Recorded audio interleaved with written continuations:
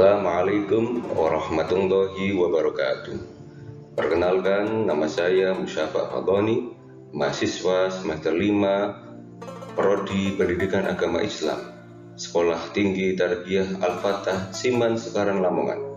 Kali ini saya akan membuat video pembelajaran tentang sejarah pendidikan Islam. Tema yang akan saya sampaikan adalah tentang periodisasi sejarah pendidikan Islam. Sebelumnya saya mengucapkan terima kasih banyak kepada dosen pengampu saya, yaitu Bapak Nurdi SAG MPDI.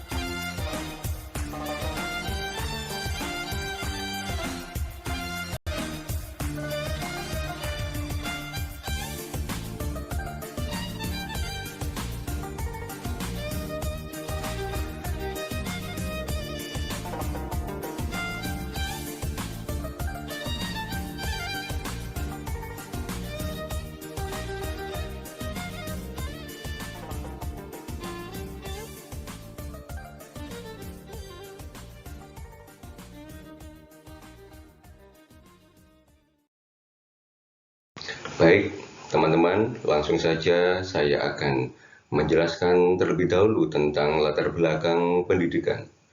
Pendidikan secara etimologis, menurut para ahli, merupakan kata yang dimodifikasi dari kata bahasa Yunani, yaitu pedagogi, yang berarti pendidikan.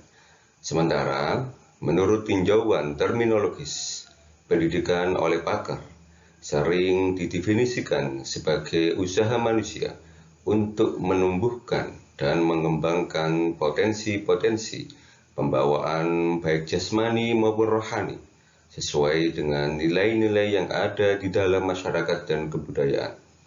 Jadi intinya, setiap manusia itu punya potensi, punya kemampuan, yang mana dengan kemampuan itu bisa menyelaraskan dia dalam kehidupan sehari-hari, baik dengan masyarakat sekitarnya maupun dengan kebudayaan sekitarnya. Contoh, misalkan dalam segi jasmani, ketika kita mempunyai kemampuan dalam bekerja, yang mana kita diberikan akal dan diberikan kekuatan fisik di dalam bekerja, maka kita kembangkan potensi kita itu. Karena satu, di samping bekerja itu untuk memenuhi kewajiban kita sebagai manusia ketika hidup di dunia, juga untuk menyelaraskan dengan kebutuhan manusia di sekitar lingkungannya. Kedua, potensi kita dalam masalah rohani. Contoh, setiap manusia, terutama yang beragama Islam, diberikan kewajiban yang berupa kewajiban sholat 5 waktu. Dan kita manusia punya kemampuan untuk mengembangkan potensi kita dalam melakukan kewajiban kita tadi, yaitu sholat 5 waktu. Yang mana sholat 5 waktu tadi merupakan media manusia, terutama yang beragama Islam, untuk mendekatkan dirinya kepada Allah Subhanahu wa Ta'ala, yang mana dari sholat itu memberikan kita sebuah arti pendidikan, yaitu tentang kedisiplinan, yang mana kedisiplinan itu merupakan hikmah kita dalam kehidupan sehari-hari. Itu kalau menurut para pakar, yang mana pendidikan itu diambil dari bahasa Yunani. Nah, beda lagi dalam istilah Islam. Jadi kata tarbiyah atau kata pendidikan itu mengacu pada 3 kata. Pertama yaitu tarbiyah, kedua at-ta'lim, yang ketiga kata at-ta'dib. Dan dari ketiganya itu yang paling populer dalam kehidupan sehari-hari, terutama dalam dunia pendidikan Islam, adalah kata at-tarbiyah. Nah, secara ilmu shorof, kata tarbiyah itu bisa diambil dari 3 kata. Pertama, kata robba yarbu. Robba fi'il madhi, yarbu fi'il mudhari', yang bermakna bertambah, bisa juga bermakna tumbuh dan berkembang. Kedua, kata tarbiyah berangkat dari kata robiya yarba, fi'il madhi robiya, fi'il mudhari' yarba, yang mempunyai makna besar. Dan yang ketiga atau yang terakhir, kata tarbiyah berangkat dari kata robba yarubbu, yang bermakna memperbaiki, bisa juga bermakna menguasai urusan, dan bisa juga bermakna menuntun dan memelihara.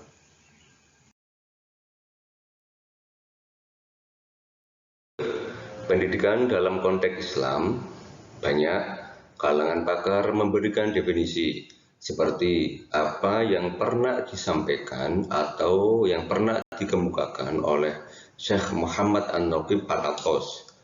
Beliau berpendapat bahwa pendidikan Islam ialah usaha yang dilakukan para pendidik terhadap anak didiknya untuk pengenalan dan pengakuan tempat-tempat yang benar dari segala sesuatu di dalam tatanan penciptaan, sehingga membimbing para peserta didik ke arah pengenalan dan pengakuan akan tempat Tuhannya yang tepat di dalam tatanan wujud dan keberadaan.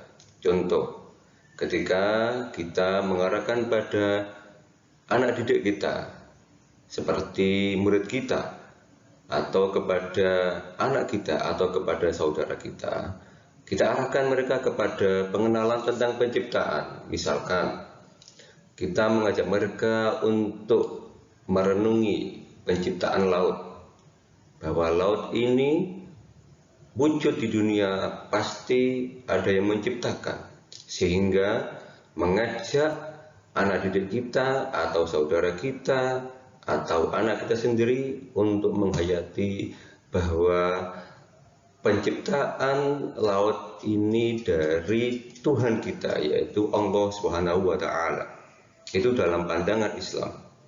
Begitu juga ketika kita mengarahkan pada anak didik kita tentang kemampuan kita dalam melakukan aktivitas, bahwa apapun yang kita lakukan sehari-hari hakikatnya adalah semuanya dari pencipta kita, yaitu Allah Subhanahu wa Ta'ala. Pendapat demikian ini juga sebenarnya didukung oleh pendapat para pakar pendidikan lainnya, seperti pendapat Dr. Andes Ahmad Marimba, Dr. Andes Birlian Somad, dan Mustafa Al-Gulayan.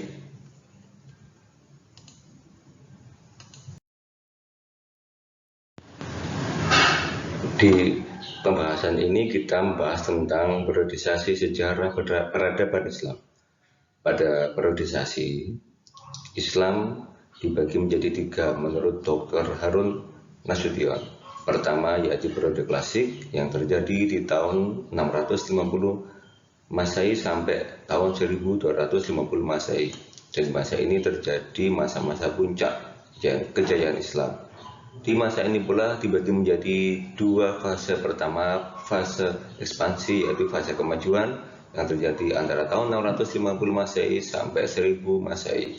Yang kedua adalah masa disintegrasi, yaitu masa-masa di mana umat Islam mulai pecah, mulai terjadi intrik sampai jatuhnya Baghdad di tangan bukan penguasa Mongol yang meskipun dalam perjalanannya dia masuk Islam.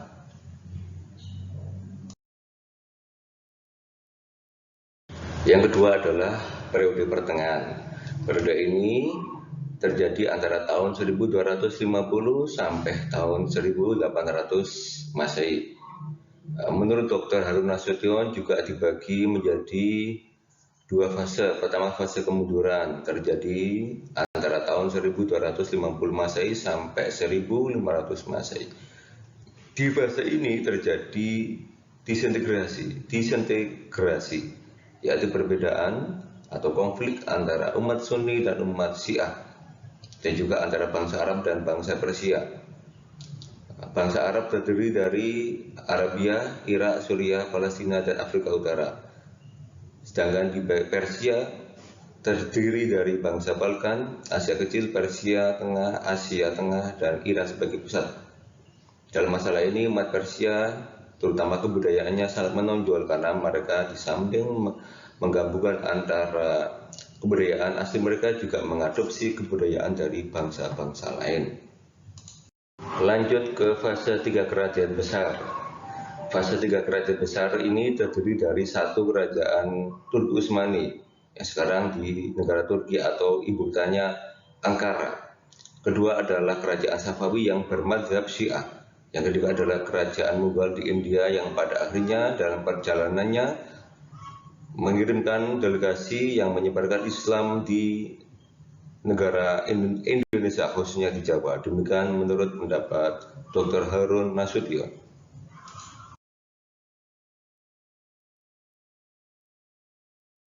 Di periode terakhir atau periode modern terjadi sejak tahun 1800 Masehi. Di periode ini, zaman kebangkitan umat Islam terjadi lagi.